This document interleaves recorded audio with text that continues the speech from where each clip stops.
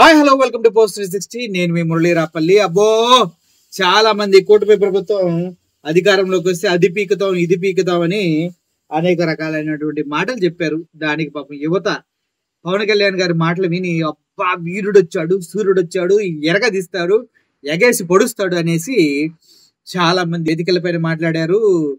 ఆ పవన్ కళ్యాణ్ మాట్లాడుతుంటే ఎక్కడ పడితే అక్కడికి తాడు దగ్గర మేకల్లాగా వెళ్ళి సపోర్ట్ చేశారు. పాపం ఒక అమ్మాయి అయితే ఒక వేదిక పైన పవన్ కళ్యాణ్ భగత్ సింగ్ అని, చెగువీరా అని, మీ సైనికులమని, ఐ పవన్ కళ్యాణ్ సోల్జర్ అంటూ పాప కింద మీద పడి మైక్ పట్టుకొని ఆ గొంతేసుకొని అస్సలు పూర్తి బేస్ వాయిస్ తో మాట్లాడింది.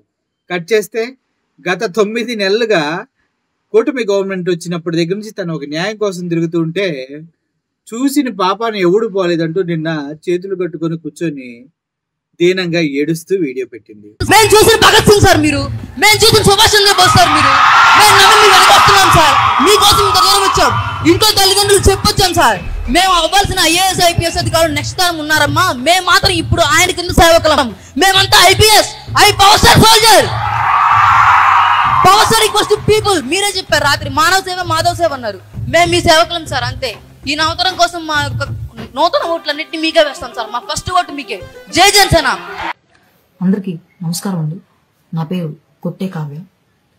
గత ప్రభుత్వంలో జరగని న్యాయం మన కూటమి ప్రభుత్వంలో జరుగుతుందని ఆశించి గత 8 నెలలుగా నేను ప్రభుత్వ అధికారులు, పాలకులు, నాయకులు అందరి చుట్టూ తిరుగుతూ న్యాయం కోసం పోరాడుతూనే ఉన్నాను. మన ప్రభుత్వంలోనే ఇటువంటి ఒక రోజు నాలాంటి ఒక దిగువ మధ్యతరగతి కుటుంబానికి సంబంధించిన ఒక ఆడపిల్లకి, చదువుకుంటూ జీవితంతో పోరాడుతున్నటువంటి ఒక మహిళకి ఇటువంటి ఒక రోజు వస్తుందని నేను ఇప్పటి వరకు ఎక్స్పెక్ట్ చేయలేదు. నాకు వచ్చినటువంటి ఈ సమస్యకు, నేను పోరాడుతున్న నా సమస్యకు పరిష్కారం కోసం నేను న్యాయ పోరాటం చేస్తూనే ఉంటానని ప్రతి ఒక్కరికి తెలియచేస్తూ థ్యాంక్ యూ.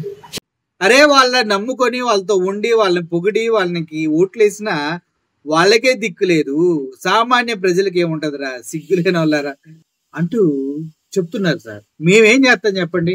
ఆ అమ్మాయి ఏమో అప్పుడేమో తకిటి తనతో అంటూ 6 రాగంలో అందుకుంది, ఇప్పుడేమో -1 ట్రాక్ లో పాడుతుంది. మరి ఏం చేయాలి మేము? మరి ప్రజలకు తెలియచేయాలి కదా. పవన్ కళ్యాణ్ ఏమో ఏమైతే నాకు జ్వరం వచ్చిందంటూ మంచం మీద పడుకుంటాడు, లేదంటే హాస్పిటల్లో ఉంటాడు.